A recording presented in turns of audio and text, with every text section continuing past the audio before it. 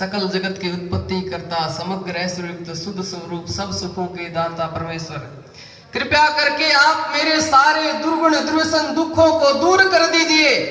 तो इसका सीधा सा मतलब है, जब परमात्मा ने ज्ञान दिया तो पता था मनुष्य जन्म मिला है, इसके अंदर दुर्गुण भी आएंगे, दुर्व्यसन भी आएंगे और दुख भी आएंगे, निश्चित है। एक कुटिलता युक्त पाप रूप कर्म भी करेगा, लेकिन छूटने का उपाय भी बता दिया, ईश्वर से प्रार्थना और विद्वानों का संग। आप यहां पर ज्यादातर बड़े बैठे हैं, यदि आप अपनी बुराइयां नहीं छोड़ेंगे तो आपकी संतान योग्य नहीं बनेगी। याद रखना, शुरुआत आपसे है। एक गांव की मैं नाम तो नहीं लूंगा, उस परिवार ने गरीबी से इतना ऊंचा उठे, थोड़ी सी जमीन से 35 एकड़ जमीन कर ली, गांव में पूरी उनकी प्रतिष्ठा हो गई, धन की कोई कमी नहीं, लेकिन संतान के लिए कोई समय नहीं दे पाए। और उसकी संतान एक बेटा है, अपने माता पिता को पीटता है। क्या काम आई उसकी मेहनत, क्या काम आई वो जमीन, क्या काम आया वो धन, क्या काम आई वो उसकी सारी चीजें। अरे वो सारा समय बर्बाद कर दिया, अपनी संतान का निर्माण नहीं कर पाया वो। आज यही हालात हो गए हैं, संतान के लिए किसी के पास कोई समय नहीं है। कहते ना कि पैसे की ऐसी भूख लगी कि कमाने निकल गए, पैसा तो मिला पर हाथ से रिश्ते निकल गए, बच्चों के साथ रहने की फुर्सत नहीं लगी, और जब फुर्सत लगी तो बच्चे भी पैसा कमाने निकल गए। पता नहीं ये जीवन कहां चल रहा है, लेकिन हमारा सौभाग्य है कि हम आर्य हैं, हम ऋषियों के पद चिन्हों पर चलने वाले हैं। और ऋषि दयानंद जी महाराज ने लिखा कि संतान योग्य कैसे बनती है, वो तरीके सिखाए।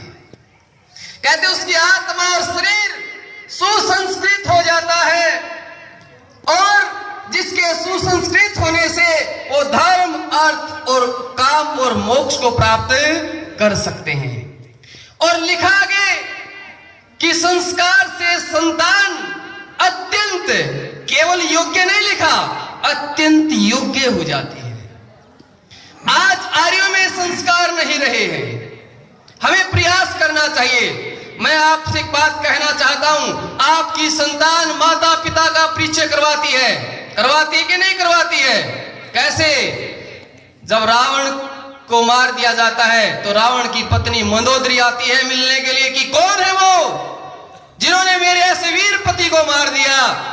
और जब आकर देखती श्री राम और लक्ष्मण के पास आती है तो हंस हंस कर बात कर रहे थे, और जैसे उन्हें एक स्त्री दिखाई देती है अपनी गर्दन नीचे गाड़ लेते हैं, उसकी तरफ देखते नहीं, अपनी वाणी को सीमित कर लेते हैं। उस समय मंदोदरी कहती है कि धन्य राम त्व माता, धन्य राम त्व पिता, धन्य राम त्व वंश प्रदारण्य पश्यति। कहती है राम, तेरी मां धन्य है, तेरा पिता धन्य है, तेरा वंश धन्य है कि तो प्राय स्त्री तक को नहीं देखता। यहां मंदोदरी ने श्री राम और लक्ष्मण की प्रशंसा नहीं की, यहां मंदोदरी ने श्री राम की माता की प्रशंसा की, उसके पिता की प्रशंसा की, और उसके कुल की प्रशंसा की, उसके वंश की प्रशंसा की। कारण यही है, जैसे माता पिता होते वैसी संतान होता है। जैसे कुएं में पानी है तो बाल्टी में भी वैसा ही आता है, जैसा टंकी में पानी होता है टुंटी में भी वैसा ही आता है। और आप सबको पता भी है, एक कंपनी जब प्रोडक्ट बनाती है और अब कहती है कि मेरे इस प्रोडक्ट की मेरी कोई गारंटी वारंटी नहीं, तो हम कहते हैं कंपनी नकली है। कंपनी कैसी? कहते नकली कंपनी का माल है, कहते कि नहीं कहते? लेकिन एक कंपनी अपने सामान की गारंटी देती है तो हम कहते हैं कंपनी असली। जो आज ये संतान रूपी प्रोडक्ट है, ये किस कंपनी ने तैयार किया, कौन है इसको तैयार करने वाले? यदि ये नकली है तो संतान का दोष नहीं, जिस कंपनी ने इसे बनाया वो कंपनी नकली है। लेकिन आज हमें विचार करना होगा। अरे एक किसान, एक अनपढ़ किसान बीज बोने से पहले भूमि तैयार करता है, ऋतु देखता है, बीज को संस्कारित करता है, तब बीज बोता है। और कितने? 6 महीने की कमाई। क्या किसी ने विचार किया है जिसके ऊपर मेरी वर्षों की कमाई है? क्या किसी ने विचार किया कि मैं मेरी उस फसल के लिए जो ऋषियों ने संस्कार बताया है मैं वो कर रहा हूं कि नहीं कर रहा हूं? तो मैं ज्यादा समय नहीं लेता, थोड़े से में बता दिया है आपको। गृहस्थी संस्कार विधि पढ़े, सत्यार्थ प्रकाश पढ़े, सत्यार्थ प्रकाश का द्वितीय समास और चतुर्थ समास, असल तो सारे पढ़े, ये दो पर तो विशेष बल दो, विशेष बल। ऋषि दयानंद ने कितना खोल के बताया है। मैं स्कूल में पढ़ाता था, स्कूल लड़कियों का था। अब आर्य समाजी मास्टर है तो दो चार अच्छी बात बताए बिना तो जावे नहीं वो, क्योंकि आर्य समाजी ने बोले बिना डटे नहीं वो। और रोज मैं कक्षा में बात बताया करता। एक लड़की मेरे शुरू होते कहती गुरुजी बस ये बात ना छेड़ा करो आप।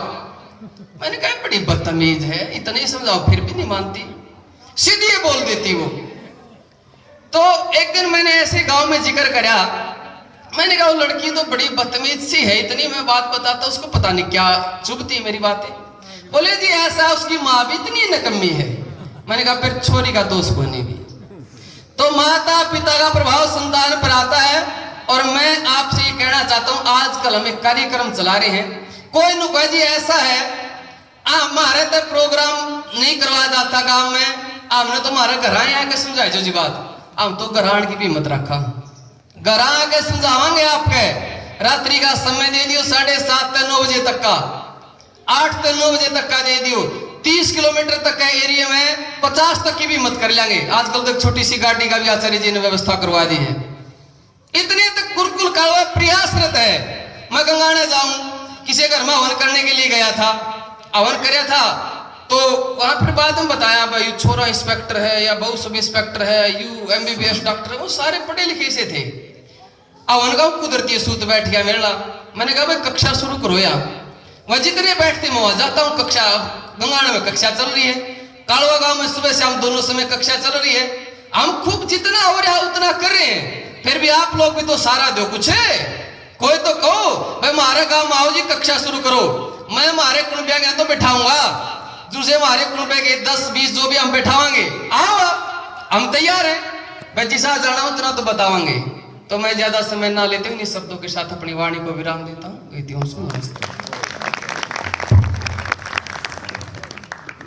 अग्निदेव जी ने बहुत ही